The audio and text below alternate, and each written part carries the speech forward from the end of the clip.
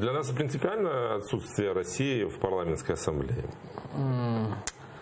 Я думаю, що в цій частині, звичайно, дипломати мене можуть поправити, але як на свій, розум можу сказати, що варто було піднімати питання про зміну статутних норм організації не лише Європейської комісії, парламентської асамблеї Ради Європи, а і Організації Об'єднаних Націй. Тому що найключовішою інституцією в цій частині саме є ООН, який був створений і покликаний ще після Другої світової війни. Для чого? Для того, щоб припинити світові війни.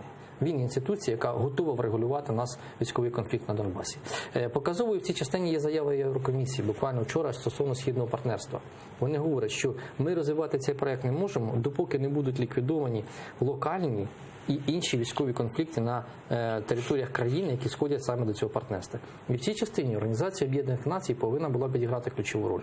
Я розумію присутність там Росії, яка блокує дуже багато питань, але саме в частині перегляду голосування за окремі питання стосовно вирішення військових конфліктів, саме і в частині країн Східного партнерства, і в інших країнах, тут могла б інституція ухвалити якісь окремі рішення. Це абсолютно нормально. Натомість вона залишається, в ситуації статус-кво. Її все влаштовує на даному етапі.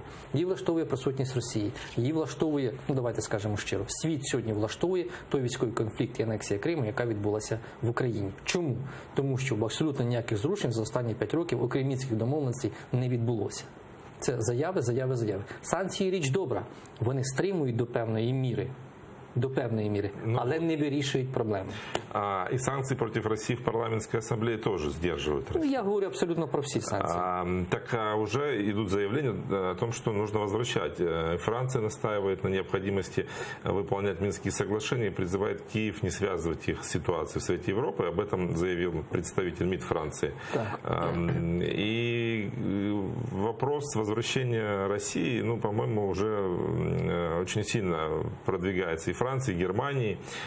И воспринимается как откат назад, как наш проигрыш нашей дипломатии. Звичайно, це про те, що я говорю, да. А вот новый наш президент, он сможет отстоять те позиции, на которых мы уже стоим?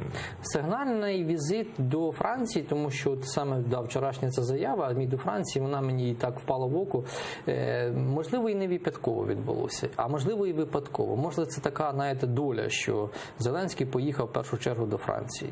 Тому що, як на мене, сьогодні Франція претендує на роль європейського лідера. І конкурентна така, прихована боротьба, вона не очевидна між Німеччиною і Францією, вона є.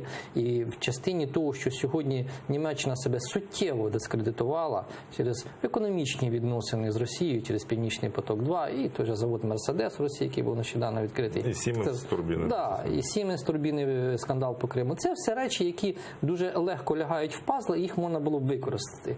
Тому для новообраного президента є інструменти для більш активної зовнішньодипломатичної роботи з вирішення питань українських саме проблемних, і в тому числі військових. Але як він ними скористається, ми побачимо. Тому мені видається, що перший візит, про що сьогодні дуже багато говорять, новообраного президента, який вступить на інаугурацію, має відбутися саме до Франції. Саме з Макроном він має вести суттєві, серйозні переговори стосовно вирішення подальшої долі України. Саме з ним. Тому що позиція Сполучених Штатів сьогодні Америки, вона очевидна, але дуже сумнівна. Вони відійшли від конфлікту на сході України ще в 2014 році. Позиція Німеччини, вона більш ніж очевидна. До яких решта країн ми можемо апелювати? Великобританія, вона сказала, що вона взагалі не зобов'язана дотримуватися Будапештського меморандуму в частині забезпечення територіальної цілісності, тому що там, за їх розумінням, таке не прописано. Тому це, можливо, залишається один із візитів. А візит до Брюсселя, який був би формальним, це просто, відбув. Цього робити не треба було. Як він вчинить? Ми побачимо дуже швидко. Для того, щоб нам зробити аналіз роботи Зеленського, як на посаді президента, і саме в питанні його зовнішньої дипломатичної роботи, дайте йому булаву, дайте йому зелену карту, бачите, яка тавтологія, зелену карту Зеленському, нехай працює, а далі ми вже спитаємо з нього, чи він правильно робив, чи неправильно робив.